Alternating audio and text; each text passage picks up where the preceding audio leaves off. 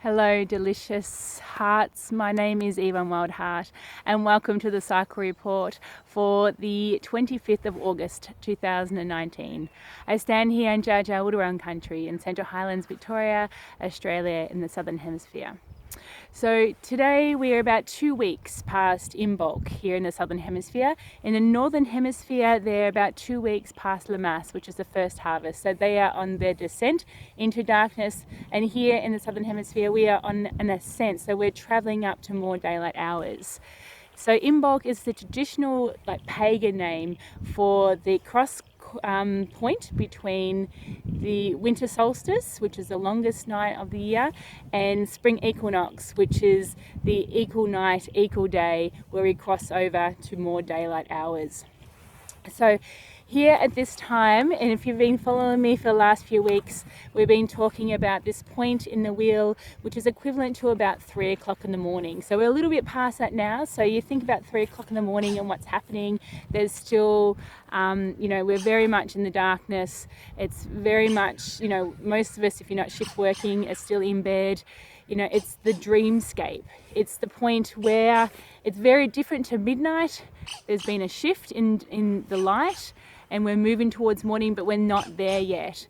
3 o'clock in the morning is also the point where the Dalai Lama gets up to meditate. So connecting direct to cosmic forces in this space, the angelic realm.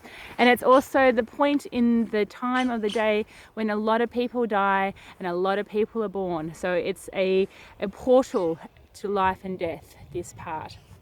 So as this part represents life and death, birth and death, we're really going to focus now on the birthing and the child. So if you look at this another layer of the life cycle of a human being, this represents birth.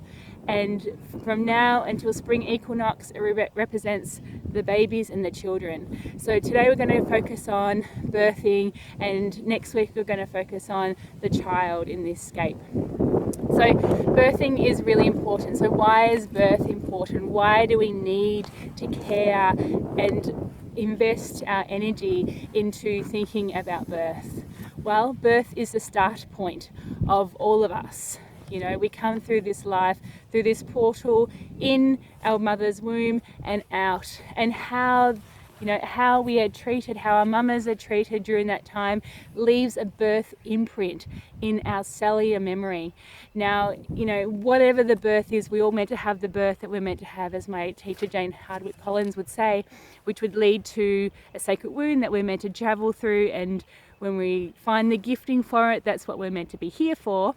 But most often what happens is that a mother and a baby will have a traumatic birth. This is pretty much a standard now in our patriarchal culture, because if you want to have a look at where our culture thinks about women, just go into any birthing labour room in a hospital and find out. I've heard some really extremely harrowing, traumatic stories where women have been pretty much raped, physically, their body is touched without consent, they're given stuff without consent, they've been treated like absolute fucking rubbish, and so if you want to have a look about how our culture still thinks about women, go and have a look at it's the root of patriarchal epicenters of, women and how we are treated. But anyway, that's moving on.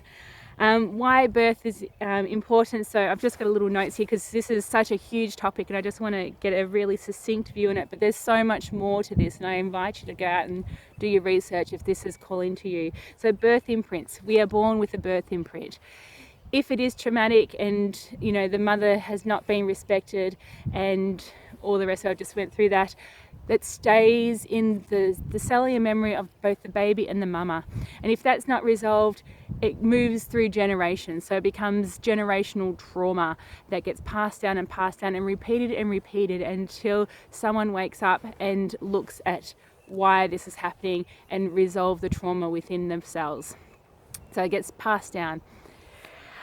Birth also is how we are birthed into the world is good information on how we begin all things. It's our birth imprint. So whether we are birthing ourselves, careers, projects, there will be a birth story in there that'll be really closely linked to how you were born. For example, my birth story is that my mother had gas forced on her face, and so halfway through most of my projects, what I do, I have a bit of a lull period and I go to sleep. That also transpired through my daughter's birth as well, and I can see links that relate to that. It also comes up in how you're birthed and your birth imprint on your rites of passage. So anytime you're birthing yourselves, whether it be menarche, whether it be motherhood or menopause, there'll be some kind of thread in there that relates back to your birth story. So it's important to know your birth story and to know your birth imprint and how that happens. As I mentioned before, we all come in with a sacred wound. So, even if we were totally disrespected at birth, we were separated from a mother, or we had a drugged birth, or it was a cesarean that was very traumatic and wasn't honoured, and it caused trauma in our bodies, to know that we all have the birth that we're meant to have to take us to a next place of wholeness. So what is it? Where's the gifting in this? So again, my story, that I was separated, as most babies were in the 70s, and from my mother straight after birth. And that for me is that when I go back and have a look at it and have a think about that, the gifting is that I must, I want connection. Connection is my one thing that I really want. And for me to connect deeply, so to have that sacred wound of separation has created a drive in me to connect deeply. And I think, maybe that's why we're having so much trauma in the birth room, or cesarean rates are astronomically way higher than the World Health Organization recommends. Maybe that's to create a sacred wound of separation, because the generations coming through now, we need to deeply connect. We need to deeply connect to each other, and we need to deeply connect to the earth, because, the way it's going, this disconnect that we have with our earth is destroying it, and it's destroying us in the process. What else? Yeah, so we have our birth imprint. And there was something else that just came up, but I can't remember what it is. But there's so much more to this. If you're interested, I have a couple of books. So Windows into the Womb is about the baby's experience and how babies are conscious when they're in the womb and through birth and conception. Being Born talks about a birth imprint. So, it goes through different types of births and what the birth imprint of that is. Very good book.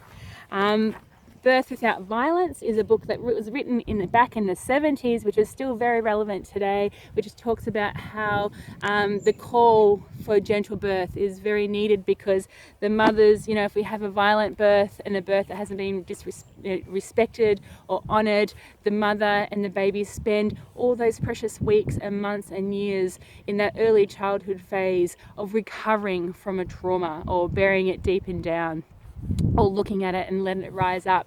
But the precious time spent when this is the most critical time in our human life is that connection and bonding happens. And if a mother is still dealing with trauma, there is something that happens that stops that connection. So, how awesome to have a gentle birth.